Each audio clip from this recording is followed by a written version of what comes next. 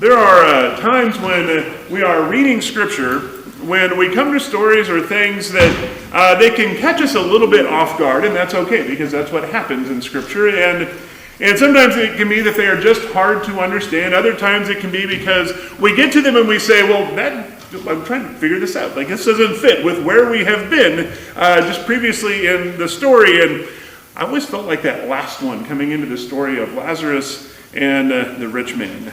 It's one of those stories, again, like some of the others we've told in the last few weeks, where we just kind of roll with them because we are familiar with them. They're ones that we tell, especially with this story. It's so image-laden that a lot has been written about it.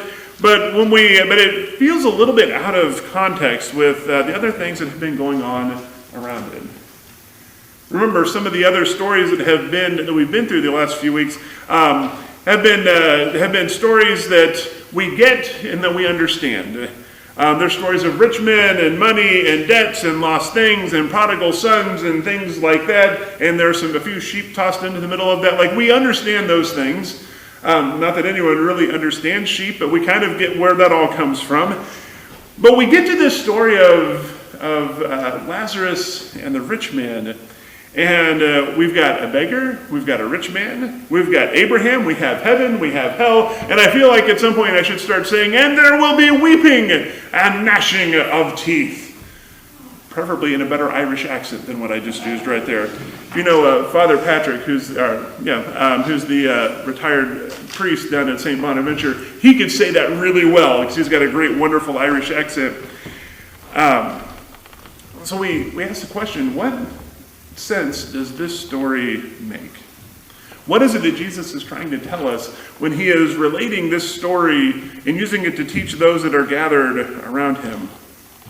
And the first and most important thing is always to remember that, and this has been true of all of the stories that Jesus tells, is that Jesus always tells stories to people using things that they will understand. Very often what he's telling them was already going to be hard to accept and to work with because just of the world they lived in. He wasn't going to make it harder by giving them a story that was difficult or challenging to work through. He didn't need to add to that. Think in this case more Dr. Seuss and less George R.R. Martin. Think more Mr. Rogers and less Leo Tolstoy. Like, you'll kind of, like, there's the direction that we're headed in there is that. There's this tendency in biblical studies, and especially among preachers, that we have this feeling like we need to make things way more complicated than they actually are. And we do this for good reason. We do it because we think that it has to be complicated, because then the question becomes, if it's not complicated, is it really worth it? Right? The real question is not actually about simple versus complex. The real question is it clear? Jesus was always going for clear. And this story isn't any different. So let's take ourselves back to the world where Jesus was and where he was telling the story as a part of it. What he's telling them is not something that would actually be that far off of the way that we kind of understand things today, at least in popular culture. The story starts off with a rich man and a poor man named Lazarus. Now here's the first thing, and this is where folks really, there's a lot of stuff written about this. Don't get caught up in the name Lazarus.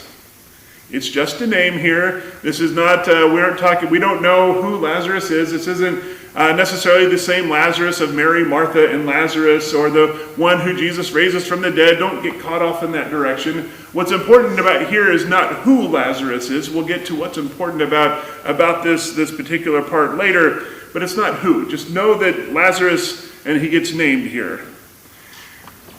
One day, Lazarus dies. And as the story goes on, he is carried by the angels to Abraham's side. The very next part of the story says, and the rich man died also, and he was buried, and there we are.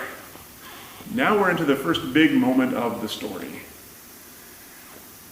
Because the folks who would have been listening to Jesus tell this story, like at this point, they're sitting up a little bit closer. They're paying a little bit more attention because they know that something is that Jesus is beginning to make his point in here.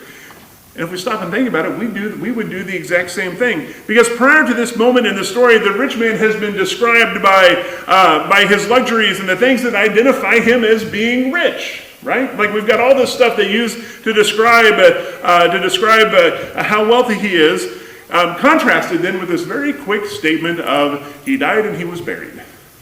And that's it. That's all we got. Now the folks hearing this story, again, Jesus uses things that they would understand. They would know that his funeral was probably lavish with lots of guests, lots of mourners, and probably even a lot of paid mourners that would have been a part of that. And so that would have been going on in their heads at the same time that we get this short dismissive statement about his death and burial.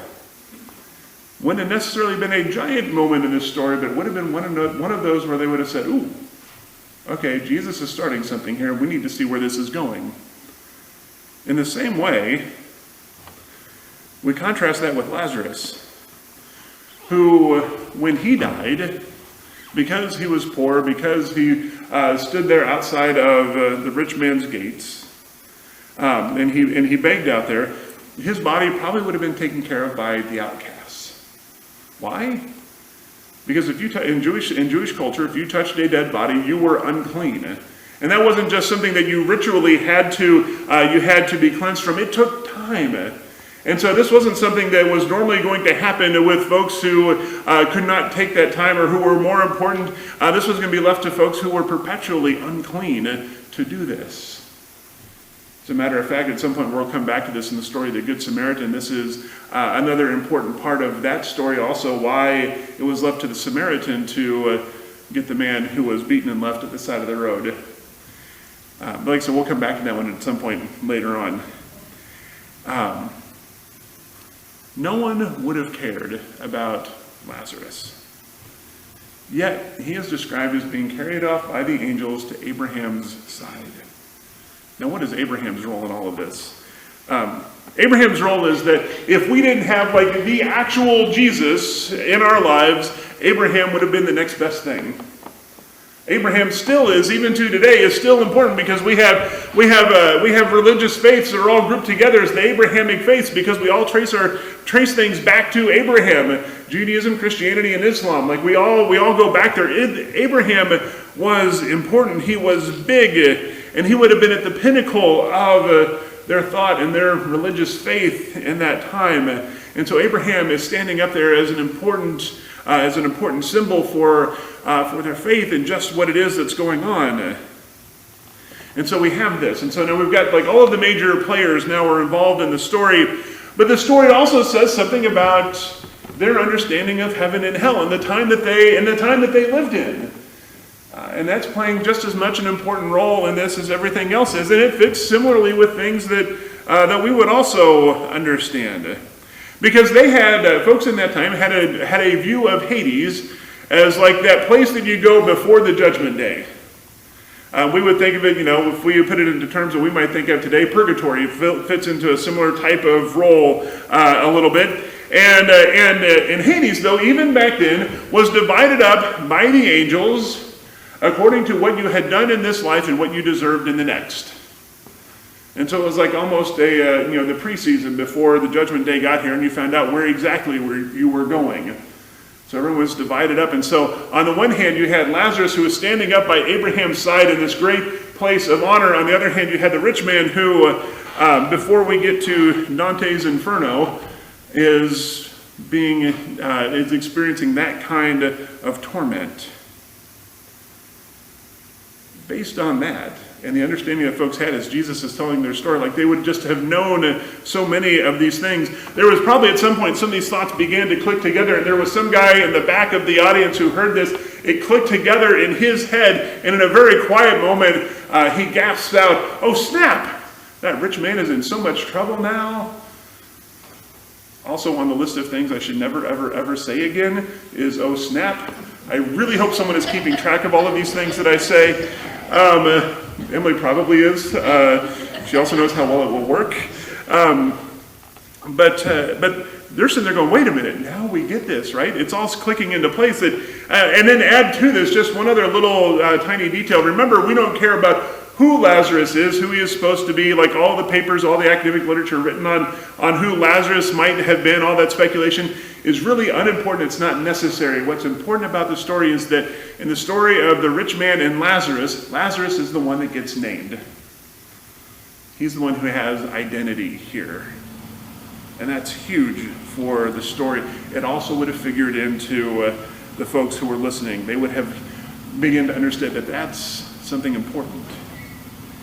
And so we get to this place where the rich man now is being tormented, and he looks off, whether you call it a gulf or you call it a crevasse, like this great big uncrossable distance between where he is being tormented and where he looks across and he sees Lazarus standing by Abraham's side. Now this is the thing where the man proves yet again that he just doesn't get it or understand it. Because literally from the pits of hell, and this is the closest I ever get to a sermon on hellfire and damnation, literally from the pits of hell, the rich man looks back across there and he speaks to Abraham and says, Abraham, send Lazarus down here to give me some water. Just have him even just dip his finger into some water so that I can lick it off of his finger. You notice kind of what's going on there? Even from this place, that man still thinks that he is better than Lazarus. Right? Nothing has changed for him. Even though he is being tormented, he still has this worldview that says, well, I'm still better than Lazarus. I can ask someone to send him and do my bidding. Abraham then points out and says, like, dude, like seriously, there's this great big gulf between us and you. That can't be crossed. Like that is not a thing that is going to be crossed. And the man is back there. And he goes, well, that kind of makes sense. So then he comes up with the next bright idea, and he says, Abraham, send Lazarus back to my family so that he can warn them, so they can get into shape. Again, proving that he just doesn't get it. Like this is the point where I can see Abraham is sitting on the other side, and some of y'all have been in meetings with me where I have done this before. Someone will say something, we'll be recounting a situation, and I just very quietly stand up and I go find the nearest doorpost and bang my head on it. Like seriously, there are my forehead marks and doorposts all over Marceline. Abraham is doing it. He's like, dude, seriously, you don't get it. You are missing the whole thing that we're talking about here. Abraham says to him, they've got Moses and the prophets. If you aren't sure why he uses that reference, the other way we hear about this is the law and the prophets. They have the law and the prophets, the very basis of Jewish faith and society. They have that. They are okay. They can figure this out. And he says, no, you've really got to send someone back to them. And this is where Abraham says these words in verse 31. If they don't listen to Moses and the prophets, then neither will they be persuaded if someone rises from the dead. Now we get to what I think is the key part of the story. It's not any of this other stuff, it's this word, persuaded. Other translations will say convince, but the point is, the rich man and his family won't be convinced that they're wrong. Even in the middle of hell, literally in the middle of hell, in the middle of Hades, the rich man is still assuming that his view of the world is right. The facts don't matter. Because in this story, Abraham is right. They've got Moses and the prophets, and they're going to believe him. They're not going to believe anyone, even if someone rises from the dead and comes back to tell them, they will not be convinced. Now in Jesus' time, the first people that would hear this story would be like, yeah, that totally makes sense. Even if Lazarus came back, they still would not understand that that's what was going to happen. Now keep in mind, we're in Luke chapter 16. There are only 24 chapters in the book of Luke. Less than 10 chapters later, there are some folks that were there that day listening to this teaching and then finding out what happened on Easter, who those little things were clicking in the back of their heads again, going, oh, wait a minute. Jesus, you really did come back, didn't you? Right? Saying, Jesus, did you know you were going to come back when you told this story? Jesus would say, of course I did. And Luke, especially, in writing the story down many years after the fact, knew exactly what he was writing as he was telling the story. Knew that at some point they were going to get the double meaning of this. He would have been very aware of what's being said there, but we're still left with this point. The dead won't convince them. Now, is Jesus saying that he won't convince someone who has done as the rich man did and just very much, quite literally, hell-bent in his own beliefs, in his own worldview? Except we know the story of the Gospels, though. We know the story of the Gospels, which is Jesus is the only one who can bridge that gulf between heaven and hell.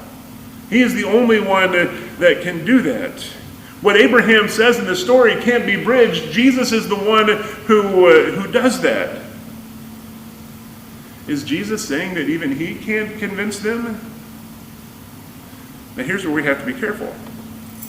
Jesus never says can't when he is telling this story. What he says is they won't. That they won't listen. It's not about the persuading or the convincing. And that's what's hard for us in all of this. Because we live in a time that is still very much heavily influenced by Enlightenment thinking. And that's even part of a longer tradition. We can even trace some of its earliest parts back to the printing press and the time of the Reformation and Martin Luther. We like to think that in terms of good arguments and convincing people by our words, like that is how we are geared to do. And we think that at the end of the day, we can logic people into doing better, into being faithful. You know, of the English teachers in the room, they will tell you, you can't turn logic into a verb. That's not how this works. Emily tries to correct my grammar on that all the time. It also doesn't work. We think that we can help people by giving them logic to fix their problems. And oftentimes, where I hear this most often is we'll do this with folks, and we won't give them a statement of what to do. We'll ask a question that's not really a question, that it's really a statement with a question mark at the end of it. It's like we'll say to folks who have ADHD, and we'll say, have you ever tried making a list of things? Right? Or we'll say to folks that have memory issues, have you ever tried writing it down? Or we'll say to folks with depression or anxiety, have you ever tried thinking happy thoughts or just focusing on the good things? We look at folks with addictions and we say, have you ever stopped to think, again, all this gets wrapped up in questions that we ask. Have you ever stopped to think about how much money you have spent on all this and how much money you've wasted on drugs and alcohol? We say to poor people, you know what, here, let me teach you how to budget and that will solve all of your problems. And that's before we get to any of the political divisions that are out there right now, which is not, don't want to touch that with a 10-foot pole. Right? We can't logic our way out of this. How often when we do stuff like that do we fail to see ourselves in the same place as the rich man, where we just don't quite get it? It's not about persuading. It's not about convincing. We've been trying to logically prove the existence of God throughout all of the Enlightenment. We have lots of great classical arguments to prove that God exists by logical features, and absolutely none of them work. Because you can't do it. It's not about persuasion. What does Jesus do that crosses that gulf? He doesn't persuade, he shares. When God as Father sent Jesus to come into the world, he didn't do it so that Jesus could write a very nice academic logical paper that starts off with the title, What I Did on My Summer Vacation When I Went to Work. That's not what Jesus is doing. God knew that he wasn't going to convince folks by logical arguments or by persuasion. He sends Jesus in a very unique position where he is completely and totally God and completely and totally human, so that he could share that experience with us. And that sharing together is what changes everything. It takes Jesus' teachings, which would be academic, logical, good, solid, moral teachings, and takes them from the purely academic and intellectual world and takes them so that they will change lives. Because God says, here I am. I'm here with you. I'm not going to convince you. I'm not going to persuade you, but I will live here with you and know that I will love you no matter what.